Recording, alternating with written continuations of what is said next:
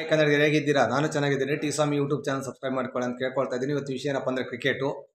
ನಿನ್ನೆ ಗುಜರಾತ್ನ ಬಗ್ಗು ಬಡಿದು RCB ಬೆಂಗಳೂರು ತಂಡ ಗೆದ್ದಿದ್ದು ನಿಮಗೆಲ್ಲ ಗೊತ್ತಿದೆ.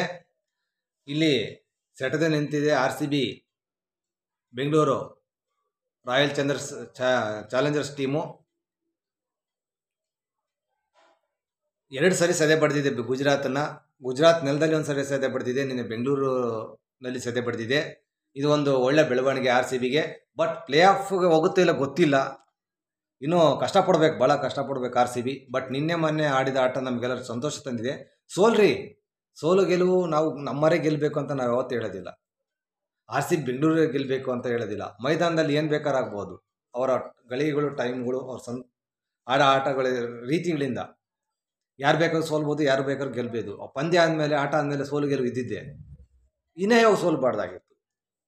RCB ಸತತವಾಗಿ ಒಂದು 4-5-6 ಪಂದ್ಯಗಳನ್ನು ಸೋಲ್ಕ ಬಂದ್ಬಿಡ್ತು. ಅದ್ರಾಗ ಒಂದು ಪಂದ್ಯ ಗೆದ್ದಿದ್ದಿದ್ರೆ ಅವಾಗ ಇವತ್ತು ಪಾಯಿಂಟ್ಸಲ್ಲಿ ಮುಂದೆ ಹೋಗ್ಬಿಡ್ತಿತ್ತು. ಇವಾಗ ಇನ್ನೂ ಕಾಲ ಮಿಂಚಿಲ್ಲ RCBಗೆ ಪ್ಲೇ ಆಫ್ಗೆ ಹೋಗೋಕ್ಕೆ ಅಂತ. ನಿನ್ನೆ ನಡೆದಿರ್ತಕ್ಕಂಥ ಬೆಂಗಳೂರು ಪಂದ್ಯದಲ್ಲಿ RCB ಗೆದ್ದು ಬೀಗಿ ತೋರಿಸಿದೆ. ಇನ್ನೂ ನಮ್ಗೆ ಅವಕಾಶ ಇದೆ ಅನ್ನೋದನ್ನು ಸಂದೇಶ ರವಾನೆ ಮಾಡಿದೆ ಟಾಟಾ IPLಗೆ. ಇವತ್ತು ನಾನು RCB ಗೆದ್ದಿದ್ದಕ್ಕೆ ಕರ್ನಾಟಕ ಜನತೆ ಪರವಾಗಿ, ಬೆಂಗಳೂರು ರಾಯಲ್ ಚಾಲೆಂಜರ್ಸ್ ಗೆದ್ದಿದ್ದಕ್ಕೆ ಕರ್ನಾಟಕ ಜನತೆ ಪರವಾಗಿ RCB ಆಟಗಾರರಿಗೆ ಧನ್ಯವಾದಗಳನ್ನು ಹೇಳ್ತಾ ಇದ್ದೀನಿ, ಟಿ ಸ್ವಾಮಿ ಯೂಟ್ಯೂಬ್ ಚಾನಲ್ ಪರವಾಗಿ. ಮತ್ತು ಇವತ್ತು ಕೊಹ್ಲಿ ಬಗ್ಗೆ ಒಂದೆರಡು ಮಾತಾಡ್ತೀನಿ. ಯಾಕಪ್ಪ ಅಂದರೆ ಕೊಹ್ಲಿಯ ದೊಡ್ಡತನದ ಬಗ್ಗೆ ಮಾತಾಡ್ತೀನಿ. ಗುಜರಾತ್ ಅಹಮದಾಬಾದ್ನಲ್ಲಿ ನರೇಂದ್ರ ಮೋದಿ ಸ್ಟೇಡಿಯಂನಲ್ಲಿ ಮೊನ್ನೆ ಬೆಂಗಳೂರು ಪಂದ್ಯ ನಡೆದಾಗ ಕೊಹ್ಲಿಯ ದೊಡ್ಡತನ ನನಗೆ ರಾಜ್ಯ ಜನತೆ ನೋಡಿದ್ವಿ.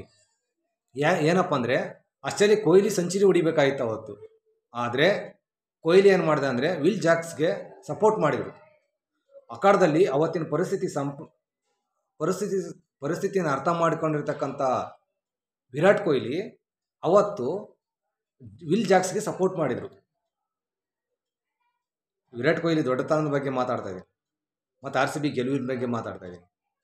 ಆದರೆ ವಿರಾಟ್ ಕೊಹ್ಲಿ ಒಂದೊಂದೇ ರನ್ ಹೊಡಿತಾ ವಿಲ್ ಜಾಕ್ಸ್ಗೆ ಸಪೋರ್ಟ್ ಮಾಡಿದರು. ಆ ಒಂದು ಅವಕಾಶವನ್ನು ಉಪಯೋಗಿಸ್ಕೊಂಡಿರ್ತಕ್ಕಂಥ ವಿಲ್ ಜಾಕ್ಸು ಅತಿ ವೇಗದ ಶತಕ ಬಾರಿಸಿಬಿಟ್ರು.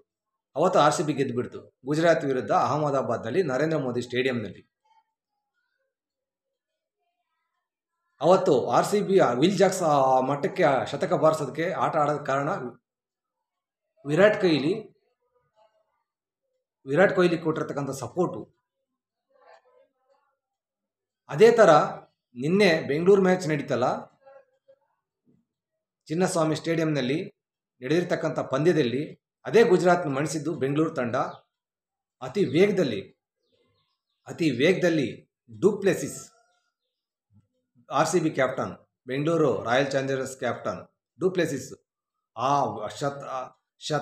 ಶತ ವೇಗದಲ್ಲಿ ಅರ್ಧ ಶತಕ ಬಾರಿಸೋದಕ್ಕೆ ಸಪೋರ್ಟ್ ನಿಂತ್ಕೊಂಡದ್ದು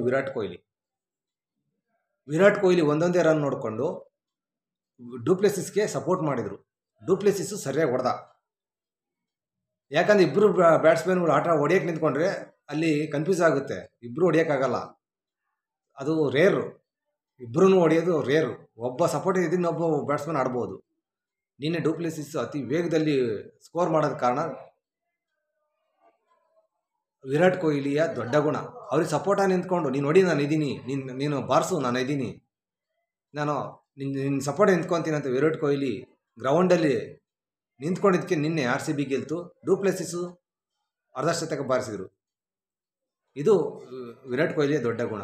ಯಾವ ಬ್ಯಾಟ್ಸ್ಮನ್ಗೆ ಇವಾಗ ನಾನು ಸೆಂಚುರಿ ಬಾರಿಸ್ಬೇಕು, ನಾನು 50 ಹೊಡಿಬೇಕಂತ ಎಲ್ಲ ಬ್ಯಾಟ್ಸ್ಮನ್ಗಳು ಇರುತ್ತೆ. ಇಲ್ಲ, ಡುಪ್ಲೆಸಿಸ್ಗೆ ಹೊಡೆಯೋದು ಬೇಡ, ನಾನು ಈ ಪಂದ್ಯದಲ್ಲಿ ಅರ್ಧ ಶತಕ ಬಾರಿಸ್ಬೇಕಂತ ವಿರಾಟ್ ಕೊಹ್ಲಿ ಉದ್ದೇಶ ಇದ್ದಿದ್ರೆ ಮೊನ್ನೆ ವಿಲ್ ಜಾಕ್ಸ್ಗೆ ಸಪೋರ್ಟ್ ಮಾಡ್ತಿದ್ದಿಲ್ಲ, ನಿನ್ನೆ ಡುಪ್ಲೆಸಿಸ್ಗೂ ಸಪೋರ್ಟ್ ಮಾಡ್ತಾ ಇದ್ದಿಲ್ಲ. ವಿರಾಟ್ ಕೊಹ್ಲಿನ ಆಡ್ಕೊಂಡು ಹೋಗ್ಬೋದಾಗಿತ್ತು. ಇದು ಬೇಕಾಗಿರೋದು. ಪಂದ್ಯದ ಗೆಲುವಿಗೆ ಸಹಕಾರ ಮುಖ್ಯ, ಟೀಮ್ ವರ್ಕ್ ಮುಖ್ಯ ಪಂದ್ಯದ ಗೆಲುವಿಗೆ. ಮತ್ತು RCB ಬೌಲರ್ಗಳು ಏನು ಮೊಹಮ್ಮದ್ ಸಿರಾಜ್ ಆಗಿರ್ಬೋದು, ದಯಾಳ್ ಆಗಿರ್ಬೋದು, ಇವರೆಲ್ಲ 5-6 ಮ್ಯಾಚಲ್ಲಿ ಸರಿಯಾಗಿ ಹೊಡೆಸ್ಕೊಂಡು ಸೋತ್ಬಿಟ್ರಿ. ಸೋತೋಗ್ಬಿಡ್ತು ಬೆಂಗಳೂರು. ಆದರೆ ಮತ್ತೆ ಅವರು ಫಾರ್ಮಿಗೆ ಬಂದಿದ್ದಾರೆ. ಮೊಹಮ್ಮದ್ ಸಿರಾಜು ಮತ್ತು ದಯಾಳು ಮತ್ತು ಇನ್ನು ಎಲ್ಲ ಬೌಲರ್ಗಳು ಚೆನ್ನಾಗಿ ಬೌಲಿಂಗ್ ಮಾಡ್ತಾಯಿದ್ದಾರೆ, ಬ್ಯಾಟಿಂಗ್ ಮಾಡ್ತಾಯಿದ್ದಾರೆ. ಟೀಮಲ್ಲಿ ಒಂದು ಒಗ್ಗಟ್ಟು ಬಂದಿದೆ, ಟೀಮಲ್ಲಿ ಒಂದು ಅಂಡರ್ಸ್ಟ್ಯಾಂಡಿಂಗ್ ಬಂದಿದೆ. ಇವಾಗ RCB ಇವಾಗ ಕೋಲ್ಕತ್ತಾ ಮೇಲೆ ಮೊನ್ನೆ ಏನಾದರೂ ಗೆದ್ದುಬಿಟ್ಟಿದ್ರೆ ಇವತ್ತು RCB ಪವರ್ ಪ್ಲೇ ಹೋಗ್ಬಿಡೋದು, ಪಾಯಿಂಟ್ ಜಾಸ್ತಿ ಆಗಿಬಿಡೋದು. ಇನ್ನು ಅಲ್ಲಿ ಸತತವಾಗಿ 3 ಮ್ಯಾಚ್ ಗೆದ್ದಂಗೆ ಆಗಿಬಿಡೋದು. ಇನ್ನೂ ಕಾಲ ಮಿಂಚಿಲ್ಲ ಅನ್ನೋದನ್ನು RCB ಸಂದೇಶ ರವಾನೆ ಮಾಡಿದೆ. ಇದೇ ಥರ ಬೆಂಗಳೂರು ತಂಡ ಸೋಲ್ಲಿ ಅಲ್ಲ ಸಾರಿ ಬೆಂಗಳೂರು ತಂಡ ಗೆಲ್ಲಿ ಸೆಮಿಫೈನಲ್ಗೆ ಹೋಗಲಿ ಅಂತ ಹೇಳ್ತಾ, ಆಮೇಲೆ ವಿಲ್ ಜಾಕ್ಸು ಈ ಏನು ಡುಪ್ಲೆಸಿಸ್ಸು ಮತ್ತು ಮ್ಯಾಕ್ಸ್ವೆಲ್ ಆಡ್ತಾ ಇಲ್ಲ. ಮ್ಯಾಕ್ಸ್ವೆಲ್ಲು ಅದ್ಭುತ ಆಟಗಾರ. ಇವಾಗ ಡುಪ್ಲೆಸಿಸ್ಸು ಒಂದು 5-6 ಮ್ಯಾಚಲ್ಲಿ ಸರಿಯಾಗಿ ಆಡಲಿಲ್ಲ, ಬಟ್ ನಿನ್ನೆ ಮ್ಯಾಚಲ್ಲಿ ಸರಿಯಾಗಿ ಆಡಿದ್ರು. ಒಬ್ಬ ಆಟಗಾರ ಫಾರ್ಮಿಗೆ ಬಂದಪ್ಪ ಅಂದರೆ ಅವನ ಶಕ್ತಿ ತೋರಿಸ್ಬಿಡ್ತಾರೆ, ಅವನ ನೈಜ ಗುಣ ತೋರಿಸ್ಬಿಡ್ತಾನೆ ಒಬ್ಬ ಆಟಗಾರ. ಫಾರಮಲ್ಲಿ ಇಲ್ಲಪ್ಪ ಅಂದರೆ ಔಟ್ ಆಗೋದು ಹೋಗ್ಬಿಡ್ತಾರೆ. ನಾವು ಸೋತಾಗ ಬೈಯೋದು, ಗೆದ್ದಾಗ ಹೊಗಳೋದು ಸರಿಯಲ್ಲ. ಸೋಲನ್ನ ಒಪ್ಕೋಬೇಕಾಗುತ್ತೆ, ಗೆಲುವನ್ನ ಒಪ್ಕೋಬೇಕಾಗುತ್ತೆ. ಗೆದ್ದಾಗ ಬೀಗಬೇಕಾಗುತ್ತೆ, ಸೋತಾಗ ಸುಮ್ಮನೆ ಇರಬೇಕಾಗುತ್ತೆ. ಆದರೆ ಆಟಗಾರನ ಬೈಯೋದು ತಪ್ಪಾಗುತ್ತೆ.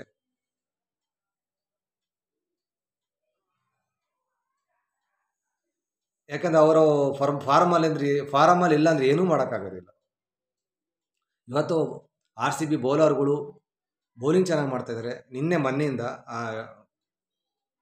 RCB ಬ್ಯಾಟ್ಸ್ಮನ್ಗಳು ಚೆನ್ನಾಗಿ ಮಾಡ್ತಾಯಿದ್ದಾರೆ, ಬ್ಯಾಟಿಂಗ್ ಚೆನ್ನಾಗಿ ಮಾಡ್ತಾಯಿದ್ದಾರೆ, ಫೀಲ್ಡಿಂಗ್ ಚೆನ್ನಾಗಿ ಮಾಡ್ತಾಯಿದ್ದಾರೆ. ಎಲ್ಲರಲ್ಲಿ ಒಗ್ಗಟ್ಟು ಬಂದಿದೆ, ಛಲ ಬಂದಿದೆ. ಇದೇ ಥರ ಗೆಲ್ಲಿ ಪವರ್ ಪ್ಲೇ ಹೋಗಲಿ, ಆಮೇಲೆ ಸೆಮಿಫೈನಲ್ನಲ್ಲಿ ಹೋಗಲಿ ಅಂತ ನಾನು ದೇವರಲ್ಲಿ ಬೇಡ್ಕೊಳ್ತಾ, ಕರ್ನಾಟಕ ಜನತೆ ಪರವಾಗಿ, ಬೆಂಗಳೂರು ಜನತೆ ಪರವಾಗಿ RCB ತಂಡದ ಆಟಗಾರರಿಗೆ ಧನ್ಯವಾದಗಳನ್ನು ಹೇಳ್ತಾ ಇದ್ದೀವಿ. ಸೋಲ್ರಿ, ಹೀನಾಯವ ಸೋಲ್ಬೇಡ್ರಿ. ನಾವೇ ಗೆಲ್ಲಬೇಕಂತ ಏನಿಲ್ಲ.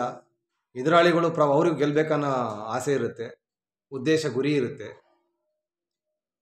ಹೀನಾಯವ ಸೋಲೋದು ಸ್ವಲ್ಪ ಬೇಜಾರಾಗುತ್ತೆ. ಹೆಂಗಂದ್ರೆ ಎಗ್ಗ ಮುಗ್ಗ ಹೊಡಿಸ್ಕೊಳೋದು ಬೌಲರ್ಗಳು ತುಂಬ ಬೇಜಾರಾಗುತ್ತೆ ಅಂತ ಹೇಳ್ತಾ, ಇವತ್ತು ಸೋಲ್ರಿ, ಗೆಲ್ಲಿ. RCB ತಂಡ ಗೆದ್ರೂ ನಾವು ಸಪೋರ್ಟ್ ಮಾಡ್ತೇವೆ, ಬೆಂಬಲ ನಿಂತ್ಕೊತೇವೆ. ಸೋತ್ರೂ ಬೆಂಬಲ ನಿಂತ್ಕೊತೇವೆ, ಸಪೋರ್ಟ್ ನಿಂತ್ಕೊತೇವೆ. ಕರ್ನಾಟಕ ಜನತೆ, ಬೆಂಗಳೂರು ಜನತೆ ಅಂತ RCB ಆಟಗಾರರಿಗೆ ಹೇಳ್ತಾ, ನೀವು ಎದೆಗೊಂಡಕ್ಕೆ ಹೋಗಬೇಡಿ, ಚೆನ್ನಾಗಿ ಆಟ ಆಡಿ. RCBಗೆ ಒಂದು ಬೆಂಗಳೂರು ತಂಡಕ್ಕೆ ಒಂದು ಹೆಸರು ತಂದುಕೊಡಿ ಅಂತ ಹೇಳ್ತಾ, TSAM ಯೂಟ್ಯೂಬ್ ಚಾನಲ್ ಪರವಾಗಿ RCB ಆಟಗಾರರಿಗೆ ಧನ್ಯವಾದಗಳು ಅಂತ ಹೇಳ್ತಾ ಈ ವಿಡಿಯೋ ಮುಗಿಸ್ತೀನಿ ಕಡೆಗೆ. ನಮಸ್ಕಾರ.